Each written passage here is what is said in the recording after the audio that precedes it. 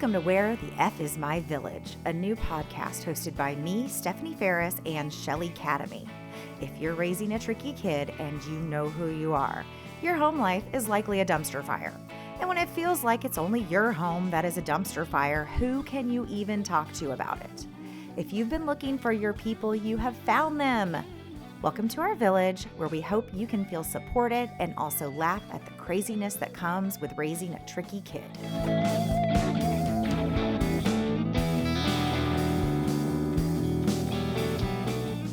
Welcome, villagers. I'm Shelly Academy. And I'm Stefanie Ferris. And today, Stefanie is going to talk about what it's like to advocate for your kids and basically become their case manager, which is a term that maybe not everybody knows. But in the kind of social services realm, case managers manage people. They manage resources and getting resources to those people. That's a very broad description. But today, Stefanie is going to talk about how she does that for her kids. So, Stefanie, get us started. Okay, so I've only really recently realized that this is what I was doing. It's the quarterback role as well. So we started this journey mainly when my middle son started to become aware of the world. He was actually like the happiest baby on the planet and had all these big fat rolls, and we called him Baby Hulk. And the closer he got to 3, the more what we now know as anxiety started to present. So back when this started, there was hyperactivity, of course, too. He has a lack of impulse control, which basically means he might punch you in the face and then be like, because he didn't really choose to punch you in the face. And Right. so what started this was trying to figure out like something is up. And the school would call when he was in pre-K. And his teacher was very adamant that he was still in the range of age appropriateness behavior, but maybe way over here, like right at the cutoff. And so when I at first was like, is this ADHD? I don't really know what that looks like. He's only 4. Kind of the journey began. So we were just having a lot of issues, and it wasn't anything with discipline or obedience, which is, I think, what confused a lot of people when I first started coming to them, because the first thing anyone tried to treat was as if he was being oppositional or disobedient, but he was actually just dysregulated. So we went to our pediatrician. Yeah, because I don't think people understand the difference. What's the difference between, so describe oppositional versus dysregulated. How can you tell those apart? So for us, what I realized is that if I say, hey, can you bring your dishes into the kitchen? Hey, you left your shoes out. Go brush your teeth. Those are all things that he does with no problem. I mean, maybe he doesn't do a great job at any of it, but we're not having a conflict with me setting a rule or making a request and him doing it. Right. Being the authority, giving him a boundary. Yeah, exactly. Right. Setting boundaries. We have rules. I mean, listen, he has ADHD, so a lot of rules get broken. But it's not coming from a disobedient standpoint. And honestly, now that we're like a decade into this, I really think actually that every kid is not trying to be disobedient. They just don't have the skills yet to do the thing that they're supposed to be doing. Yeah. They're not there yet. Can we just take a quick time out to say glory be and amen? Because that is so accurate. I'm just going to make a tiny comment. For a lot of our kids, asking them to do things that I don't know, that the world expects them to do is sort of like asking someone who needs a wheelchair to get around to get up and walk. But there's a whole thing in between there of maybe they meet with a physical therapist for 5 hours a day for a year before they're able to. Yeah, to be able to walk with crutches or whatever. Yeah. I think that the expectations of our kids, first of all, they can't be the same for every kid in your house, which can be confusing. We talk a lot about. Don't you think that's the way for every household, though? I think Yes. that's an assumption. I think that's magical thinking that has just become common. The whole you shouldn't have favorites, and We don't have favorites. It's just kids need different things. They do, and we talk a lot about that. So anyway, he just would be dysregulated, and what I mean by that is that what was happening is he was in pre-K at school, expected to it was an amazing pre-K situation, and they did lots of cool things there, and I love his teacher, and we're actually friends on Facebook. But he was struggling. He was holding it together all day and then Mm-hmm. lost his shit the second he even just saw me or Casey. Right, So right. he would be in aftercare, and the way the aftercare was, it was like in this glass area. So when you walked up, you could see him and he's coloring and sitting in a chair calmly. And then Mm-hmm. we'd check him out. And some days we didn't even make it to the car. And Oh he's gosh. already just like Mm-hmm. Tasmanian devil, like craziness. And Mm-hmm. all the emotion and physical tightness that he'd had in him all day would just explode. And Mm-hmm. I mean, Because there he's were kept it times. together as long as he can. Yeah, he He's had. kept And it together to be socially acceptable. right. And And the stress of mm-hmm. that, when he got older, he would say things to me like, I know I'm really not supposed to get out of my seat. So sometimes I go get a Kleenex, even though I don't really need one. And it was like Oh he was yeah. confessing a lie to me. And I Oh, said, I buddy, if hate you need to go get a Kleenex every 10 minutes. So anyway, mm-hmm. we uncovered when he was little Can we that there was just something going on. Sure. well, and can we just compliment him? I mean, how old was he Yeah. when he figured that out? Um, this would have been probably in first grade. Yeah, I So, mean, so can we just take a minute to say, yay, 6-year-old, for right. figuring out some way to exist in the world. Right. Because Um, yeah. the there's a- there's a lot of expectations on these little people. But we realized Mm-hmm. something was up. So we go talk to our pediatrician. And she says, you know what? There's a new behavioral pediatrician in Tulsa. We've not really ever had a behavioral pediatrician in Tulsa. Hmm. I'm going to refer you to him. And we were very lucky to get an appointment with this guy. And so that's the first person we met with. But I typed out all of these specialists that we have met with in the last 6 years: Wow. behavioral pediatrician, child psychologist, child psychiatrist, occupational therapist, speech therapist, licensed clinical social worker, and play therapist. And Gosh. Oh my gosh. That's and so each many. it is. And each of these, some of them, we're on our second child psychologist and our second psychiatrist. We did 2 evaluations with a speech therapist because the first child psychologist was sure that he had a speech delay. Mm-hmm. And both of the tests came back and they're like, he doesn't have a speech delay. And we figured out that he wasn't capable of recognizing feelings in his body and Mm. articulating them.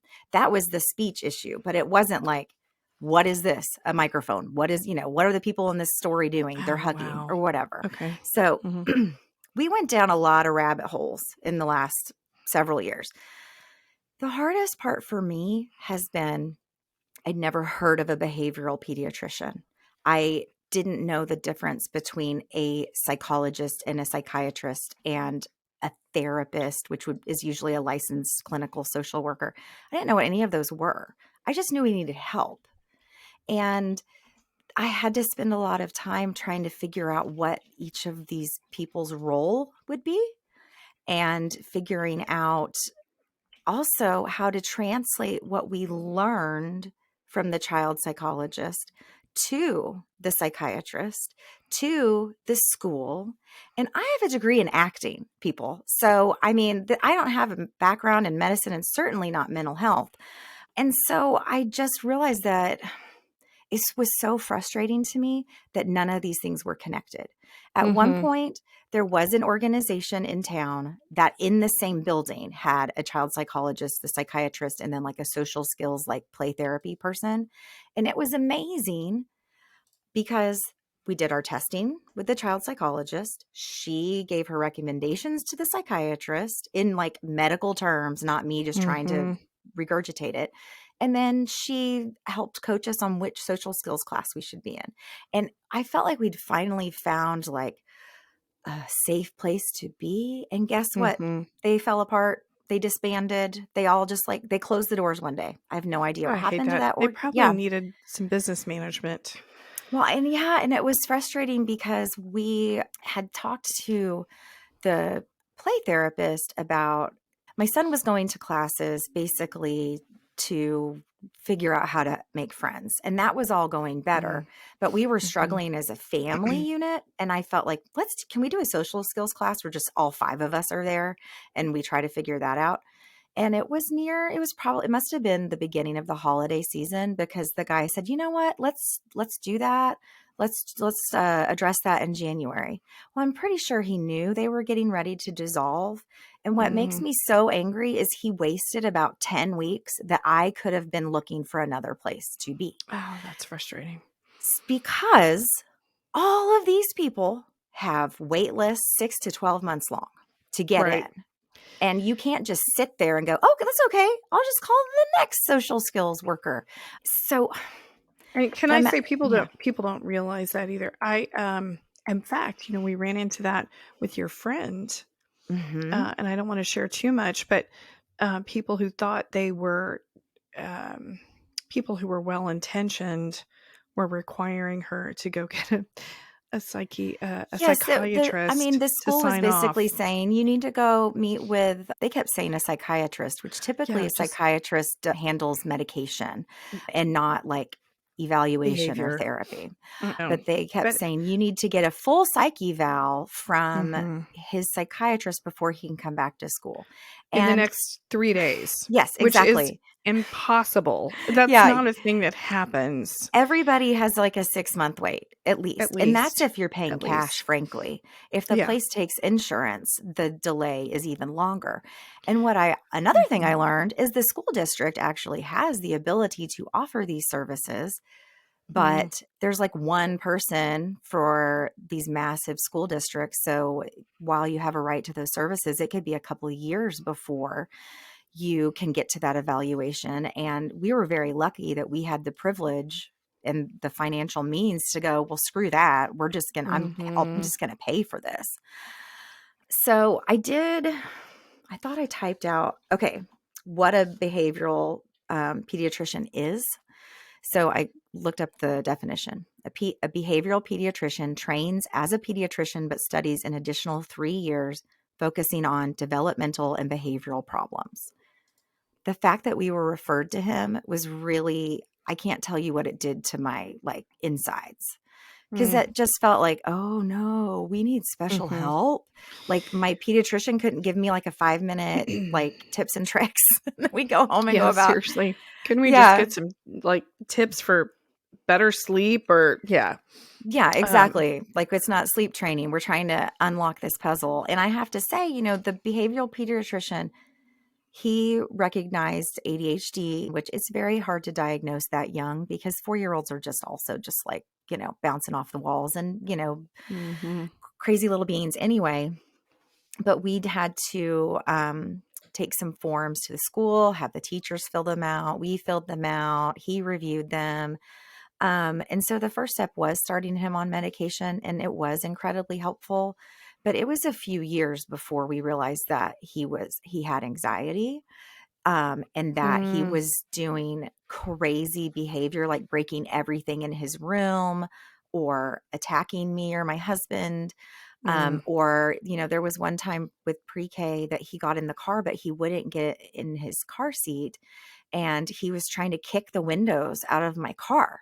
And tell everybody And how old he was when he was doing I he mean, he was was a kid, tiny 4. kid. He was 4, yeah.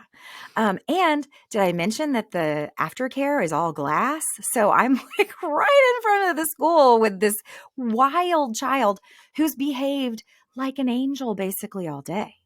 So Mhm. that's also very confusing for the school because they're like, he's Mhm. great for us. And I'm like, yeah, he is holding on for dear life all day. Right. Um, And God bless the people who understand that, because that is one of those someone is going to call CPS on me kind of situations, because there are people who don't understand that he's keeping it together all day and that really you're his safe place.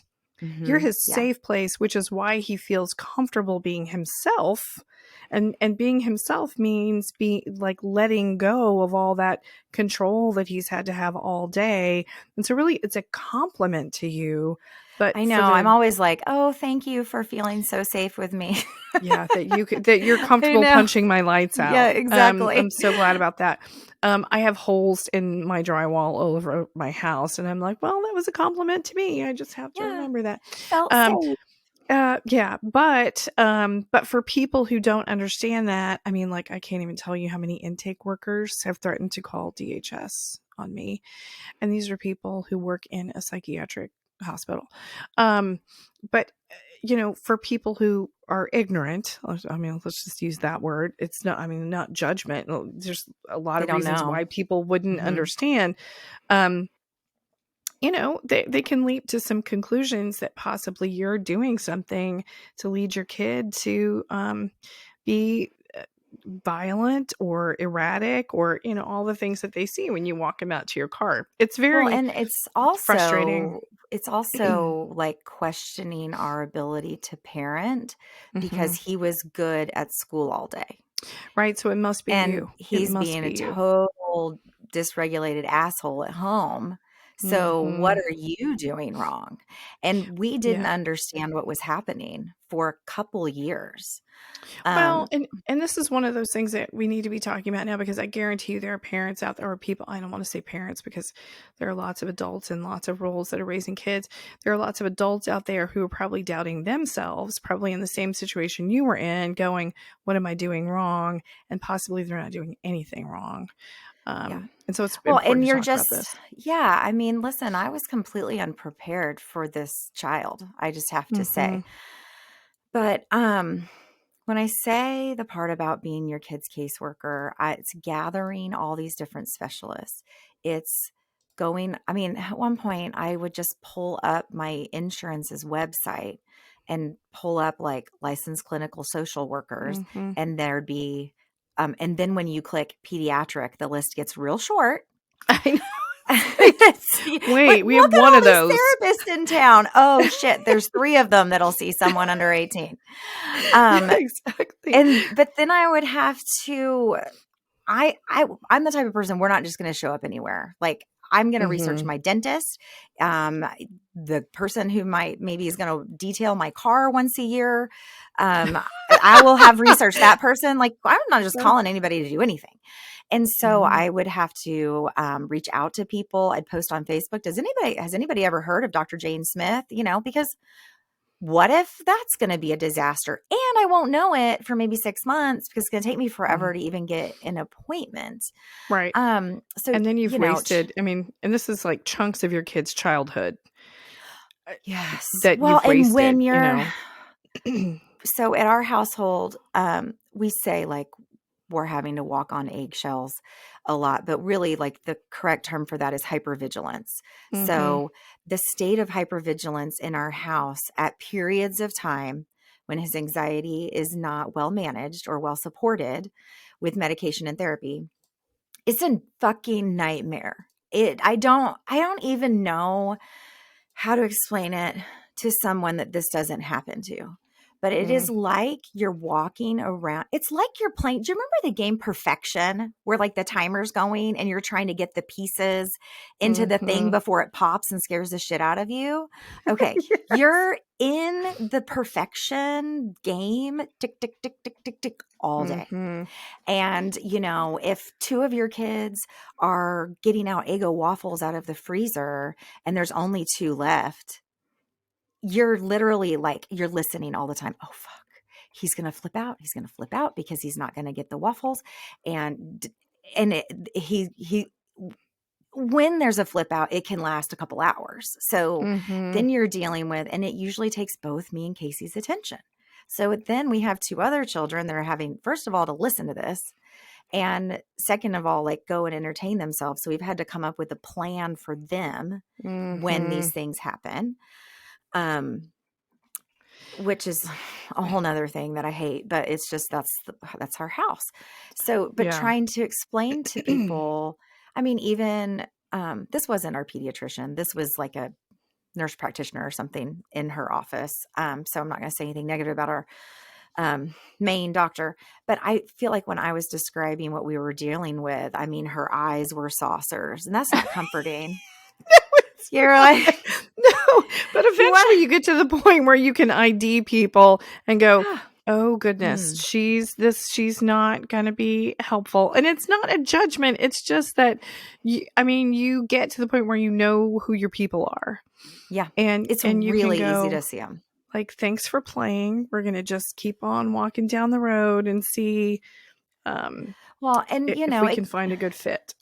well, and it gets to the point where, we have a couple that we spend a lot of time with, and they have 3 kids, and one of their kids is tricky. Mm, And we enjoy spending time with them because inevitably 1 or 2 of the kids are going to have some kind of freak out over something. And that's a, mm-hmm, a bigger emotional response than is appropriate usually. And it's so nice because we don't have to explain to each other at all what is happening. We don't mm-hmm, It's just like, okay. I mean, at one point we all went to the lake together, and we went to this like little coffee shop wine bar thing. And at one point, things kind of went so far off the rails that all the glasses of wine were there, and I was the only person at the table because my husband had to go get involved, and then the other dad had to go get involved, and then the mom went to go get mm-hmm. involved. And I actually took a little like video, and I wanted to post it, and then I was like, "Ugh, God, the judgment this might invite." But You're I like, I it'll thought be it was too so much. fucking funny to be People will like, I'm explode. drinking my wine, and then I like pan to the rest of the table, and it's just empty glasses. But they went and dealt with the thing, which Yeah. was they had rented a golf cart. We were in this like Mm-hmm. little community to get around, and the kids all thought they were going to get to drive it, but then the Oh golf gosh. cart people Mm-hmm. really emphasized that no one under 16 should be driving it. But And there's a reason for that. yes, There's a reason. completely understandably. Mm-hmm. However, there was this expectation. The expectation Yeah. didn't Yeah. get met, and then it's very hard for certain types of children to pivot at Oh all. yeah. Yeah. So, We yeah, can't overstate that, by the way, the difficulty in pivoting. And it's not because they're jerks or brats. It's because their little brains don't, their little brains need some time to get used to the idea of doing something different than they thought they were doing. Let's talk a little bit more about hypervigilance, because I think a lot of people don't get it. Like when you're raising kids like ours, when you're raising tricky kids, you're always playing this. Well, you don't have to, but if you would like to not have a if you, 2-hour explosion, you yeah, I are mean, paying attention. you're playing this game of chess that is like on steroids. So it's, I mean, especially when my kids were younger. No, that's not even true. It just, when they get older, it's just a different kind of crisis. Um, but I would go in my mind always have a, if this happens, this. If this happens, this. If this happens, this. And then if these two things happen, then this is what I'm going to do. And then, so there's this like decision tree in your brain at all times. All of the And time. If all your the kids time, are home, just this is all the time. running in the Um, background. Oh, yeah. And even when my kids were out of the house, it may have even been worse. Like when my kids were in inpatient psychiatric care, that's a whole other level of project management. And that's really what we're doing. It is project management. It is keeping all the balls in the air. And by the way, that is not healthy. Like my therapist gets really upset with me because I have a childhood history. That leads me, I was adultified too early. Um, Mhm. and what that means is you just, as a kid, you're asked to take on adult responsibilities and adult decisions and things. And it happens to a lot of kids. And it shouldn't, but it does. And so from that, keep all the balls in the air because goodness, I got to keep the peace and keep everybody happy and keep bad things from happening from when I was, 6. And so for me as a parent of tricky kids, I really have to be careful because I slip into that unhealthy, got to keep all the balls in the air where bad things will happen kind of rut that's so easy to slip into. And sometimes you have to slip into it. And so I have to watch my own mental health as I'm as I'm Oh, I advocating for my know. kids. I Yeah. have told Casey before, I was like, if I were dating this child, everyone would be telling me to break up with him. He is not, this is not good for me. This is an unhealthy relationship. No. What is happening here? I love that. Well, So, I mean, in all seriousness, and we can talk about this in another episode, but a couple years ago, I did really kind of step back and go, okay, I'm in an abusive relationship with my own children. And again, I have good therapists, thank God. But I was enmeshed with my kids, and I stepped back. I didn't just like drop them like I didn't drop them like a hot coal, but I did give them a heads up that, hey, I've realized that what I think of as supporting you is really enabling, and it's impacting me negatively. And more importantly, it's impacting you negatively. And I'm and this not is going to when they do these were things. grown, right? I This mean, is, oh God, yes, they yeah, were grown. like I Yeah, can't say they're, this to a 10-year-old, yeah. No, unfortunately. no, no, no. You I know mean, what, you buddy? could, but there would be consequences. Um, yeah, but I mean, those are all, I think these are important things to bring up because as you're advocating for your kids, as you're being their caseworker, um, as you're doing project management, whatever you want to call it, there's a lot of emotional labor involved. I mean, so much emotional labor. And if you're not familiar with emotional labor, there's a great article that that's probably, I don't know, 7, 8, 9 years old now, that explains what emotional labor is, and we'll put it somewhere, put a link to it, so that you can see what we're talking about. But emotional labor is exhausting. It is absolutely exhausting, and so you have to be aware of that as you're doing all of this. Well, and something that the pattern that we would get into when things were bad would be there would there'd be a big altercation, a blow up of some kind, maybe different than normal, maybe who knows, maybe things are getting broken or whatever. And Mm-hmm. then after, so would happen is he would get completely dysregulated, so he's in the fight stage. He is not able to make any good decisions. So then my husband and I are trying to figure out, we're like rushing the other two kids away. They have noise canceling headphones and music, and they also have permission to just leave the house if they don't want to hear any of this. And he goes through his cycle, and by the end, he's great. He has Mm-hmm. gotten the whole thing out of him. He has Mm-hmm. come back and calmed down, and he's kind of ready to party. He's Let's go. gone You, over that. hey, Yeah. do you want to go out to dinner? And my husband and I are like, oh my God, we are so tired from managing what just happened. What are you what? Like, I'm like, I need a bottle of wine and a nap and a vacation because of that. And it's so But challenging they've because, just been, yes, he went, he went through the mm-hmm. journey. Yeah. And And he's he good now. he's good now. And Mm-hmm. what's great is that, after years of practice and help, that whole cycle is a lot shorter. Yeah. And I mean, listen, when he was younger and for the first time he stormed out of the room instead of destroying the room he was in, I Mm-hmm. practically high-fived Casey because I was like, he stormed away. He stormed away. Exactly. He's throwing everything in his room, but he's Right. not throwing everything in the kitchen and the dining room and the living room. He stormed Right. away, and now it's like in this one space. That was progress for us. That's winning. That's Yes, winning. him Um, being able to storm away and us not have, I mean, the mm-hmm. number of bear hugs and dragging him out of the middle of our Yep. house that has happened to try Mm-hmm. to not, his vibe is the vibe of our house. Does Oh that yeah, make no, of course sense? it affects. Of course it does. It affects Yeah. everybody. One thing I would love to talk about in the whole project management, being your own case manager, is it's so hard to know when to trust experts and when to trust your gut. And Yeah. I mean, you're really good, Stephanie, at researching people, and I think a lot of us have figured out how to do some pretty serious sleuthing. Um, One thing that is tough is I find, you hinted at it earlier, a lot of these people are specialists, and so they don't see the whole kid. Like and I'm not being critical, it's just that's reality. And so, when you have a hammer, everything is a nail. And so, like, one of my kids was diagnosed as bipolar while she was inpatient. And we have a family psychiatrist, we have a family therapist, because of course we do. I mean, doesn't everybody have a family psychiatrist?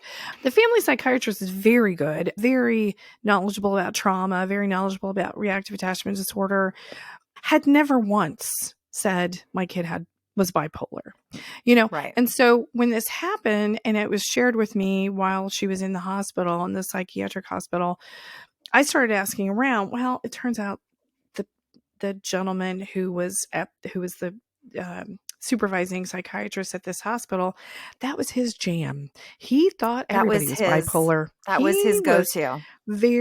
He just thought a lot of people are bipolar. Well, okay, does that make him a quack? No. It makes him a little biased. It makes him, I don't know, somewhat passionate about whatever his research is or whatever. But if I had gone with that, if I had just said, oh, hey, my kid is bipolar, I would have done all the wrong things. Right. And so as a parent, you kind of have to be the one to see, okay, the big picture. Like you mentioned, hey, your kid didn't have a speech issue. He had I can't figure out what these feelings are issue. Right. His feelings, but he could Yeah. talk and have a conversation and stuff just fine. So Yeah. for us, you're just kind of constantly digging and trying to unearth things. Mm-hmm. And I will say that the behavioral pediatrician, while he did get us on the right track with the ADHD diagnosis, he recommended this therapy called parent-child interactive therapy. Mm-hmm. Now, Mm-hmm. I have my opinion of how that went for us. I'm not saying um I am not saying I think it's well studied, and Mm-hmm. people who Mm-hmm. practice it, I'm sure there's like a specific situation that would be good for. And I think it mostly for disobedience, which Mm. we were not having an issue with. It was just he seemed wild, so we needed to tame him, I guess. Oh And God. Yeah. and so we did the parent-child interactive therapy, and we paid cash for those sessions because the person didn't accept our insurance. Actually, we had to put it on our credit card. It was $220 a session. Oh wow. And it was supposed to be 12 sessions, and we busted our asses and got done in 10. So we were very star Mm. students, but there's things Mm-hmm. you're supposed to do. And anyway, the PCIT basically kind of goes through, like, I asked you to put your shoes away. Okay, if you don't go put your shoes away, then you have to go sit in the timeout chair. If you don't stay in the timeout chair, then you got to go to your room. And then when the Mm-hmm. kid is finally calmed down, then they go back to the timeout chair. Then they earn the right to get out of the timeout chair, go put their shoes away. And then you're supposed to give them one more task to make sure they know you're in Nope. charge. Nope. So, Yeah, I would have been out. Like, well, no, this that is is too us. much. It's too Well, much. the person who did the PCIT, just Mm-hmm. to be fair to him, he is my son's current therapist. So Okay. it just wasn't the right thing for my It kid. wasn't the right fit. No, it Right. wouldn't have been for my kids. There's a reason we Yes. didn't do it. Well, and so, what would happen is he would be dysregulated after school. And then we would be, I guess, saying like, stop being dysregulated, like calm down, Mm-hmm. even though we Mm-hmm. didn't know that's what it was. Stop being out of control. Okay, if you can't be out of control, you got to go sit in the timeout chair. Okay, well, you're like throwing the timeout chair. So now you have to go to your room. And then he So would, you put a hole in the wall yeah. with the timeout chair. Yeah. And Luckily, so it was one of those like cloth chairs from Pottery Barn. So couldn't do a whole lot of damage with it. He still sits in that chair all the time. It's hilarious. He's way too big for it. oh, And then we'd send him to his room, and we would follow the instructions to a T. What I liked about it, being the type mm-hmm. of person that, like, I want a solution. Is this and it was a script. So it was like, I can do this. I will do these Mm-hmm. things. You're telling me it's going to help. And I got to say, when we were really doing the method, I want to say maybe 2 weeks in, what I realized was he would be dysregulated and calm down in his room. And then we would have to make him go sit in the timeout chair Oh and God. then make him do these two things. And we would be dysregulating him again. I can start saying then it just Yeah. cranks him up again. Yes. So I Oh. went to Casey and I said, we're breaking our child. This isn't Mhm. working. Oh god, I feel for you. I've I been through know, this. it was terrible. Yes, where you just go, "Oh, I'm doing I damage." have so much guilt that we did this, but I'm really Mhm. proud of us for recognizing this isn't a fit. This isn't, Mhm. it just, it's not what he But needed. but oh my god, you do your best. And Mhm. it is so heartbreaking when you go, "Yeah, I just traumatized my kid further," Right. or "I I'm made my sitting kid here. feel shame." He's Well, basically let's having a panic attack, and I'm telling him to go sit in the timeout chair. It's not the greatest plan. Not a great plan. I know. Well, So and let me say, tricky kids. So there are lots of good mental health professionals out there who can deal with things like, hey, mom and dad are getting divorced, and maybe you're a little frustrated, resentment, or I don't know. I'm trying to think of like normal but therapist that's a problems. typical thing, or maybe Yeah. you're, Or like your kid is you sad because you moved or grandpa yeah. died or whatever. Yes. But it takes it takes a higher level of mental health professional, healthcare professional, social service professional to deal with kids like ours.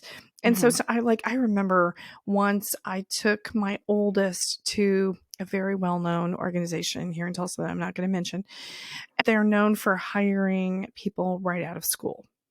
Okay. Yep. Um, and they sort of cut their teeth at this organization, and it's well respected. I took my oldest in.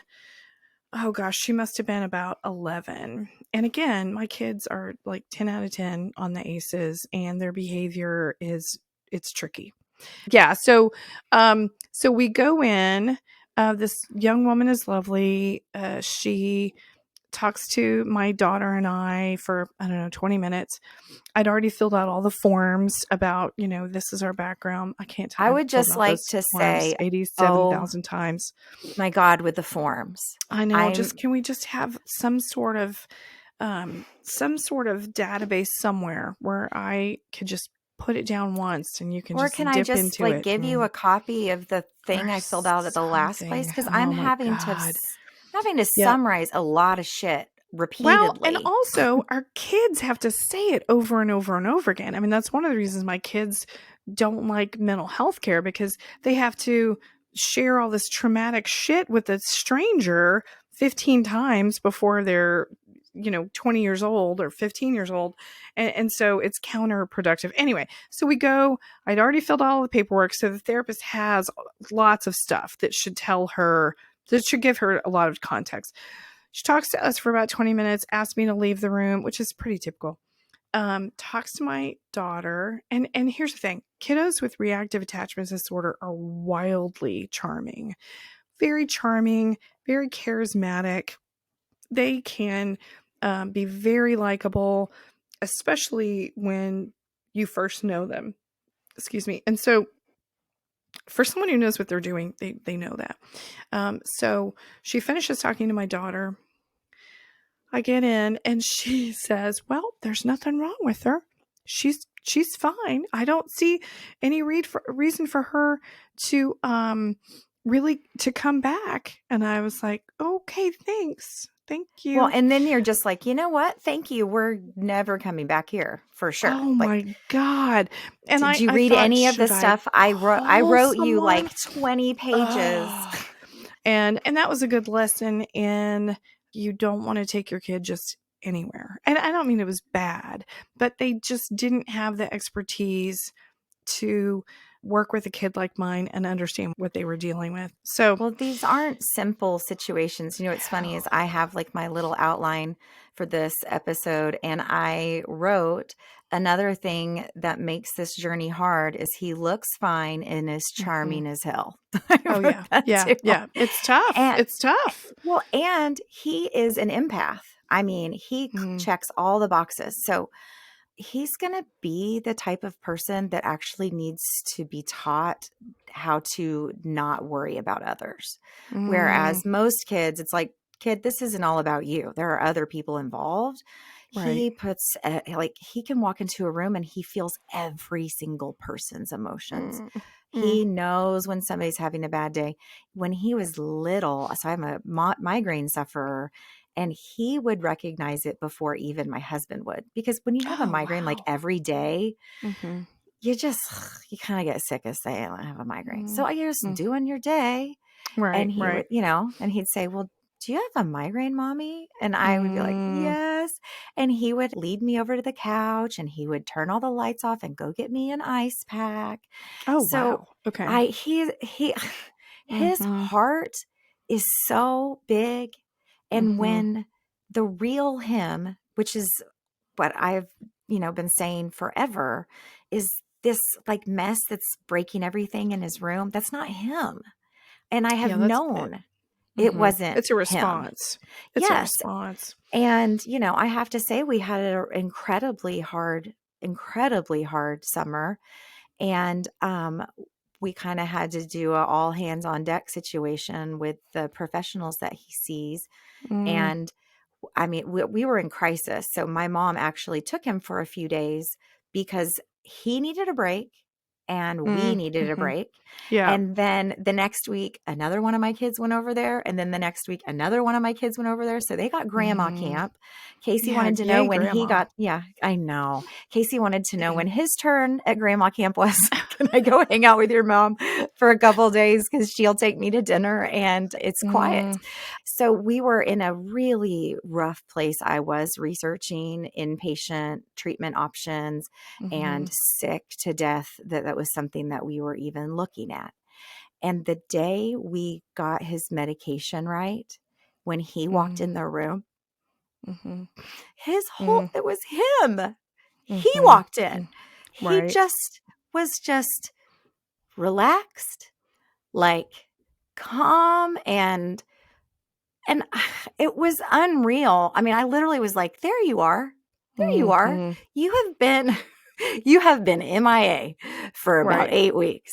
And Mhm. it was so great to see him again. And I'm not saying that life is a bowl of cherries or whatever the phrase is at our house. We still have dust ups. So anyway, all that to say, oh my gosh, Mhm. the amount of research and effort and advocating and the advocating, so then I have to take all of this information and present it to the school Mhm. and get their buy-in. And I can't tell you how many times I've dealt with teachers or a principal or a school counselor that would just say, "He's great for us. He's fine." Mhm. Yep. And one of the things they wanted to put on his 504 plan, which a 504 plan is for, he doesn't need any education help as far as, a learning disability or a Right. deficit in that way. But he needed accommodations for his anxiety and ADHD. Well, anyway, one of the things they wanted to put on there is when he needed a break, he needed to raise his hand and ask for a break. He has anxiety. He doesn't want anyone to look at him. First Right. of all, he was little and struggled to recognize that he was anxious before it was too late. Mhm. And you're asking someone who's 7 to make a Mhm. spectacle of themselves and ask for this break. Like what? It was such a misunderstanding of it. Mhm. And I finally with the principal, I said, "What do you want him to look like? Like, how Mm. does he have to behave in his class so that you believe he's anxious?" Because Mm. this is all happening in his heart and in his head. His Yeah. heart is racing. His body is on fire, but he knows that he needs to kind of have a poker face. Mhm. And I I really never made any headway with her. I got a phone call from her. This was kind of like right before the whole world shut down because of the pandemic. But they had indoor recess that day because of rain or whatever. And Mhm. my kids, he was at a humongous school. So there's just a gajillion kids running around in the gym. And he is a sensory seeker until it's too much. Mm. And he was getting ready to flip out from all of the noise and the activity echoing around in this gym. And Right. he went to her, and he doesn't even know she's the principal. Like the kid, he didn't know He's who she was. 7. This well, Right. and the school is so big that anyway, it's easy to not know who the principal is. He went to her multiple times asking to go to the bathroom. And she Mm. kept saying no because she knew that the recess was going to be over in 10 minutes and they'd stop at the bathroom on the way back to their class. Well, he finally found a teacher that said yes. and Mm. he left and just walked around the school. Good for But him for knowing yes, how to yes. manage. And her thing was, I told him no. And he went and shopped for somebody who was going to say yes. And then he just wandered the school. We had to turn the cameras on and go find out where he was. He didn't Oh even go to the God. bathroom. And I Okay. said, Ugh. this is the first I've heard of this because this obviously happened today. I'm Mhm. going to guess that he was about to have a full out panic and Mhm. wasn't able to advocate for himself and say, it is so loud in here. I can't take it anymore. Can I step into the hall? He Right. wasn't able to say that, but he could say, I need to go to the bathroom. I need to go to the bathroom. And she said, no, but he looked fine. Oh God. And I'm See, now like, I just wanna this makes what? me I wanna commit know. physical acts, Well, and which I'm not what gonna did you do. want it Please to? don't, like, I'm not gonna No, do that. no, don't Um, actually assault the principal, but it was so no, and I frustrating, and I had don't. to I think that night I emailed her an article on what anxiety looks Oh like in God. children because Um, she was so dismissive. It was so well, frustrating. because you know what? There are a lot of adults who couldn't articulate, "Hey, there's too much room, there's too much happening in this room, and I need a break." There are a lot of 40-year-olds who couldn't articulate that. So we ask children to do more than we can do Sure. sometimes. And unfortunately, and I'm a huge public school advocate. Unfortunately, sometimes people who go into education are interested in order um, beyond understanding. And I mean, I know that's happened with my kids. I actually built a reputation over time with Oh, the they school knew me district. too. Yeah. Right. And so in my kids' IEP, they always had like a safety valve. So, and I had to fight several times because some teachers thought it was stupid, and I don't care because it's in the damn IEP and there's federal law. So just Yep. shut it. Right. Yep. So, there was always a safety valve that they could go. There's this lovely woman who was at their junior high who was one of those, she was the athletic director, and she had like 6 containers with snakes and things in them. She was she was that teacher. Okay. It's probably still there. I don't know. Real snakes Um, or toy snakes? no, real snakes, like Okay, just lizards and snakes okay, and tarantulas and stuff. just a tub of snakes. Tub of snakes. And my kids, I had 3 kids go through that school, and the safety valve was when they were feeling like too much, right? When they were feeling like they were not going to be able to be calm, they could just get up and quietly walk out of class and go to her classroom. So they didn't just go anywhere. They Right. didn't, they didn't punch a wall. They did have to, they were older. I mean, it was 7th and 8th grade. So they did have to be able to understand that something was coming, or, recognize it. But yeah, they would just very quietly get up and leave the room.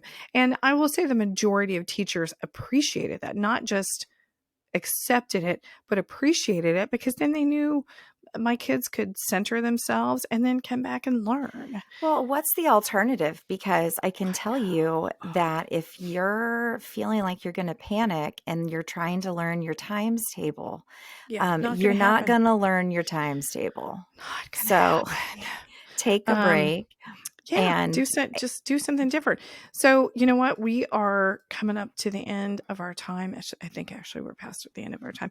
So do you feel like let's finish up with this? Do you feel like what you've done to manage your kids' case, which I mean that's what we're talking about, do you feel like that was worth it? I mean, do you think you've gotten a return on investment for all the time and oh, research and effort and absolutely.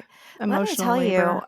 if if we hadn't untangled the anxiety piece, Mhm. um, I don't know where we would be. I mean, like, we'd be so off the rails. I mean, Yeah. I'm gonna it ask a was uh, unmanageable. I'm gonna ask a question you may not want to answer. Between you and your husband, who carries the water more on on managing your kids, being the case manager for your kids? So As far as the mental load of the research and the finding of the doctors is completely me. Mhm. And that is something that we've had a few arguments about. It's Because hard. well, and just our brains work differently. If we just Mhm. have a blowout and everybody's calm and finally everybody's in bed and we pop on TV, my first reaction, and this probably actually is not terribly healthy, is I'm going to spend the rest of the evening Googling what we could have done better or what the next Um, thing is yeah. or whatever. I have researched oppositional defiance disorder like 5 gajillion times.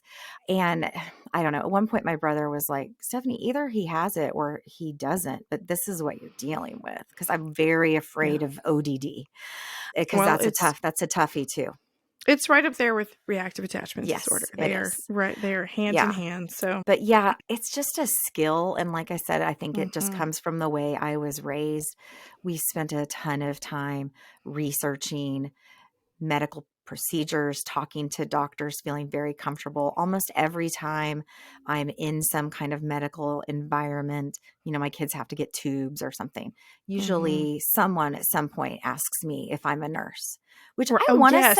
Yes. I want to say, excuse me, I could be a neurosurgeon. Like, are we being a little sexist A here? little sexist. But no, I'm not a Excuse me. nurse. That No, is I'm so not a nurse. funny. That's hilarious. But I Um, I wanna be like, I could be an orthopedic surgeon. Like, why you are ca anyway. I could Yes. be I could You're be a brain limiting my surgeon. pretend degree I here. I could be a brain Um, surgeon.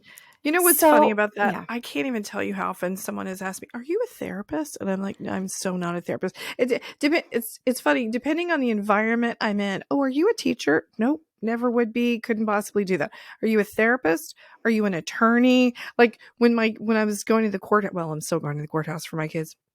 But there's a giant joke with my attorney and with my friends because the security, well, not security, the sheriff's deputies would just wave me through security and I'd have to go, "Excuse me, I'm a mom. I'm not an attorney or a judge. I'm a Oh, mom." And right. they're They like, just saw, "Oh, like, the confidence you were walking into the building. um, I mean, the whatever. I don't know that it's quite that complimentary. Um, but, they would be like, "Oh, okay, you have to come in over here."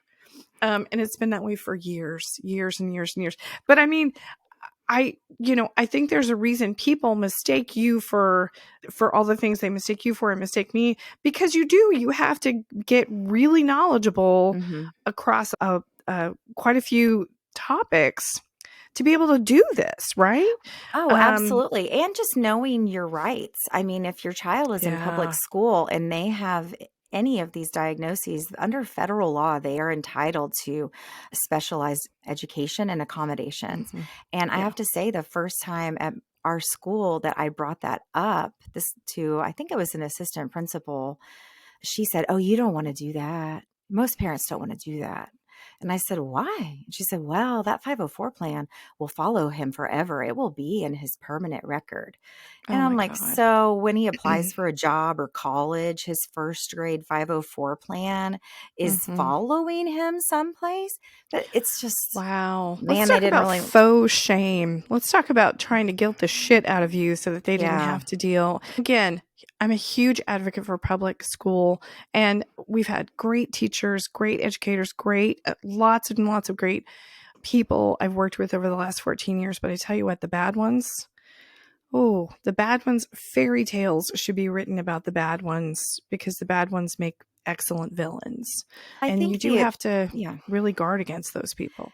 The pressure, and I have to say, one of the reasons I only made it 2 years as a teacher Hmm. was I had way too many students. I had no Hmm. resources. I didn't have any textbooks. I had no curriculum. I was just hired to teach acting and they threw me in a Mm. classroom.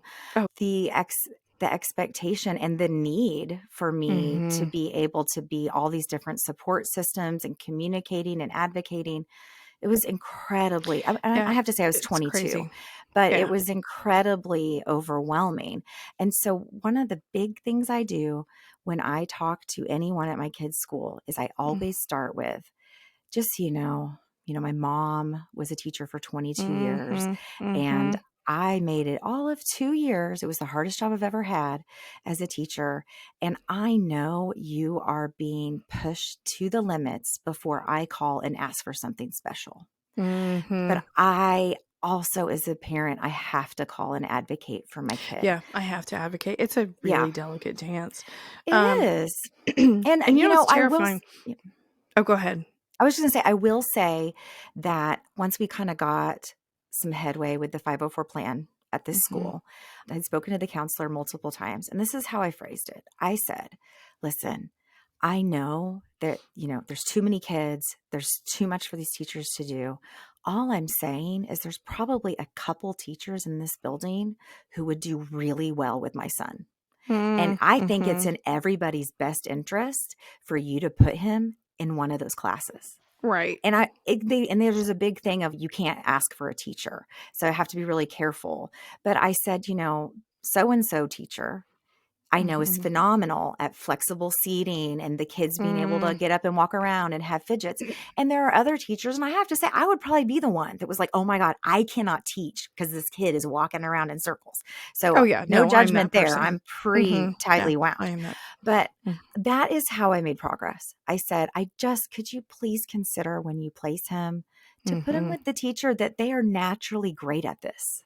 Right, that it's a good And fit. it Yeah. made a I took humongous. one of my kids' very first my kids had tremendous teachers. One of them was neurodivergent herself, and she introduced me to yoga ball chairs. Oh, yeah. Hmm. And, now that's not a big deal. But then, she said, "Hey, they can get their wiggles out. They can get their wiggles out while they're sitting there." She said, and because she knew it benefited her, she was also the person who had a wiggle square in her classroom. And if you need to get up and wiggle, you just went over to the wiggle square and you Oh my wiggled. God, I love that because there's I know. always like a Mhm. teddy bear in the corner that, like, if you're sad or whatever, that you can go Mhm. hang out with. And the wiggle corner is a great idea. Yeah, it was just a little taped off square, and to your point earlier, you didn't have to get permission. I think there were Right. some boundaries, like you couldn't be over there the whole day, right? Couldn't abuse Right. it. But if you just needed a wiggle, you just got up, you did your wiggles, and you sit back down. And Well, she was amazing because there's so much about my kids I don't understand. She taught me a lot. I think that God, what's sad about education? You can be barely civil to a teacher and they will thank you profusely because to your point, they're treated horribly. In Oklahoma, we don't fund schools well at all and haven't in decades. So they don't have resources. And then we also expect them to jump on our children during natural disasters and school uh, shootings. school shootings. Yeah. And so if you can be patient and have empathy and be collaborative with teachers, most of the time they're just going to be so thrilled that you are engaged and that you respect their expertise and that you want to find a solution that works for everybody.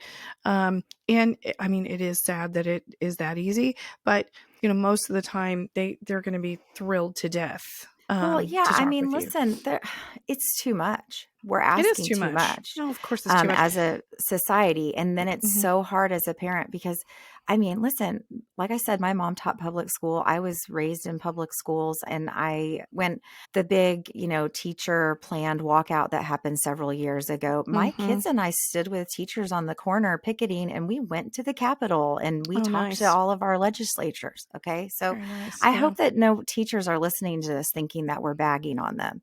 It's Oh just God, no. it's one of the challenges of advocating for your kid is Yeah. also trying to get It's not a great people. structure either. I mean, it's just not a great it's a No. tough structure for everyone. Yeah, unfortunately, like I said, majority of educators are great. There are a couple of them that are obstructionists, and those are the ones that those are the ones that we're talking about and that you have to advocate for your kid, Yeah. Well, and I with want to say, like, where we are now, I have to say, just due to the pandemic and my kids' safety, we last year ended up at a private school. Mhm. And I was like in tears withdrawing my kids from their public school. I felt sick about it. And, taking their head count, which is like their tax dollars away, and putting it in this private school. But we were highly motivated by I had homeschooled for a year and a half, and I was going to lose my mind if my kids didn't attend Mm, school, and I also didn't want them to get COVID. So anyway, we started at a private school last year, and it is a Reggio school, which is like mm, even more like woo woo than Montessori. mm. And we'd looked at it many years ago because it would have been great, but at the time, there was just no way we could afford it. So anyway, at this school, my kids are outdoors like a lot of the day. Like their school Mm. supplies include a raincoat, a camping stool, and like waterproof boots. Oh my And God, I they love do that. they do so many things physically and they're outdoors so much that at first we didn't even need any kind of accommodations. Mm, Now that he has moved into 4th grade and they're actually like taking quizzes and need to memorize all the states or whatever, I felt like he needed to have an accommodation plan. So I emailed the school counselor, like a month in, and I just said, you know what, he's really struggling to memorize these states. Definitely mm, regurgitating them as well would be hard. And I just said, I mm. really feel like we probably need to put together some kind of accommodation plan. She wrote back to me, oh, I completely agree. I have already started working on one for him. Oh I goodness. mean, Okay. like that Hmm. mind blown. She's like, I've Yeah. been meeting with his teachers and asking, what types of activities they're going to be doing and what kind of accommodations he might need. And the thing is long. There's a Hmm. lot on there. I didn't have to fight for literally anything. Yeah. They, are testing him in a separate room so that he can focus. He can take breaks if he needs them. I mean, I, the privilege and blessing that we have to be at this school is Hmm. nothing short of a miracle. And I have to say for us, there's a lot of sacrifice that goes into paying for my kids to be able to go to this place. And it's 30 minutes from my house, which is not awesome. Um, Although for people in other parts of the country, that probably that's true. sounds like not a So, big and deal. so Here's our, a really long way. our public schools across the street. Okay. So this is Right. what we're dealing with. But the mental energy that I was spending on a near daily basis when my child was in this particular public school versus where he is now, it's nothing short of a miracle. I am not Hmm. having to daily decide what wacky thing happened that I need to. First of all, I don't have like the most reliable witnesses coming home. So then I have to kind of like go So then through you whatever. have to sleuth. You Like, have to become. what actually happened? Almost every email is, I realize this might not be the whole story, but this is what I said. And constantly trying to decide, oh my God, is this worth an email? Or should I Hmm. save my whatever, Your my, political capital. Your yes, political my capital with the capital. teacher. Exactly. Should I save Exactly. this for the next thing? I And it was know. of just constant. Hmm. And hey, listen, I got a call the other day that the new thing is for 4th and 5th graders is to go use the bathroom and then put paper towels in the sink and leave the sink on. And my kid was contributing to that. So I'm not saying life is perfect. I did get a phone call about that. Yeah. What Um, is it about boys misbehaving in the boys' room? That is a what's thing. crazy Like, is what that is a the little deal there? girl was the first one to do it. And then Well, I think then, then it got into everybody's head. But anyway, excellent. um, but when they called, you know how they put it to me? They said, I just want you to know that 4th and 5th graders, this is the first time that they really are like free to go Mm, in and out of the mhm, bathroom. And it is mhm. rough every year. Every So they're year it's pushing the little rough. boundaries. They're pushing Yes. those And, bathroom boundaries. maybe somebody's writing on the wall. Maybe, what I don't know. I just go to the bathroom. I don't know Yeah. what are they thinking of while they're in there? But anyway, but so she was real, and she was saying, and is not the only person that has done this, Mm, mhm. but I need you to talk to him because But could you please tell him to stop? because luckily someone walked in and saw the sink filling up, but obviously, so we had to have a talk with him about that. But the Mhm, way they presented it to me was so different than I've ever had mhm. something presented to me. Normally the Yeah, phone call would be your kid tried to flood the bathroom and he's going to have lunch and what's wrong with detention. you? What's Well, and wrong with you that your kid acts this way? it's Yeah. so embarrassing. Oh my, I'm Um like, oh, that's one I haven't thought of yet. Okay. I have to give it, as you're giving kudos, I have to give a shout out to my son's new school, which is an alternative school. because of course it is. He was court ordered to go there. And it's like a half an hour away from you too, right? Oh, it's more than half an hour. Oh, goodness. It's no, it's fine because he's old enough to ride the Oh, he public rides the school bus. bus Yeah. Okay. to there. And then there aren't enough school bus drivers in the afternoon. And so that was getting pretty dicey. So thankfully, with a school ID, he can ride the city buses, the public buses. And, I think that you saying that may like Mhm. shock the crap out of a lot of people. But, for your son, I know Mhm. it's been dicey and some days the bus ride doesn't work out. But for him Yeah. to be able to take ownership of that and know he can Oh, navigate it yeah. is actually really cool. No, I mean, has been pretty self-reliant since he was a really young kid. So I let him have privileges way earlier than I let his sisters. He would walk all over Tulsa as a 12-year-old. I shouldn't say all over. He would walk on Main Street and, I could track him on his cell phone. It's not like 1987. You know what? But In yeah, 1987, nobody would have cared. It was that's a fine good for a point. I know 12-year-old that. to be walking all Um, over the place. you know, I Don't get me started on that. are you Gen X? Have we talked about I this? am Gen X. I am very I'm also Gen X. proudly Gen I'm X, also and Gen if X. anybody wants to try to take that away Yeah. from me, I will put on my flannel and fight them. I have to say, yes, you're correct. But what the heck was I saying? Oh, so my son was court ordered to go to a place called Phoenix Rising. And frankly, I didn't have a lot of hope because he's been to so many schools and they all say that they're going to be able to work with them. And he's certainly not excited about going there. And even if he were, he wouldn't say it out loud. But I have to say, they emailed me about his IEP, and that's never happened, Oh, I love ever. that. So they emailed me, not only they emailed me about the IEP, they emailed me about completing his Oklahoma Promise application, which I had done like halfway. And they were pretty tenacious about it, I so love I'm like, that. So the wow, Oklahoma okay. Promise, explain that because if you're not from Oklahoma, Oklahoma you're not going to know. Promise is a program that allows people under a certain income threshold to attend Oklahoma public universities and colleges without paying tuition. I think you still have to pay for fees. But then outside of that income threshold, kids who are adopted via foster care in Oklahoma also qualify. But I hadn't completed the application because, frankly, he said he doesn't want to go to college, and him graduating is not.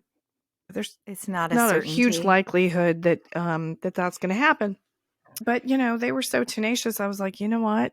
I just love how like super excited you are about this. Here's the documentation that you need, and boom, they did it. So we'll see. He gets up at 6:00 every morning and gets on the bus and goes to school, and he seems to be engaged. So let's wrap up our talk about All right. case So management of our kids. we would love for you to, we'll be posting some clips from today, and I would love to see comments about maybe situations that you've dealt with, Ask issues. questions. Yeah, ask questions where, if I don't know the answer, I will find it. Seriously. Or just tell us your story. We love telling our stories, but the whole point is that there are lots of stories out there. And the more Mhm. people who talk openly and honestly about what their lives are really like, the more we move the ball towards the goal line, to use a sports analogy that Well, we're stronger I don't even together like than we, sports. I don't even right? like sports. Um, We're stronger together than we are apart, right? All right. Bye, villagers. Thank you so much for joining us today. If you enjoyed today's episode, please like and subscribe to our podcast, and maybe even take a couple extra seconds to write a review so others can find us and join our village. We really want to hear what challenges you're facing and maybe even feature your comments and questions on the show. So if you'd like to contribute to our village, please leave us a voicemail at 918-409-0562. That's 918-409-0562. Or send us an email at wherethefismyvillage@gmail.com. Thanks, and we'll see you right here next week.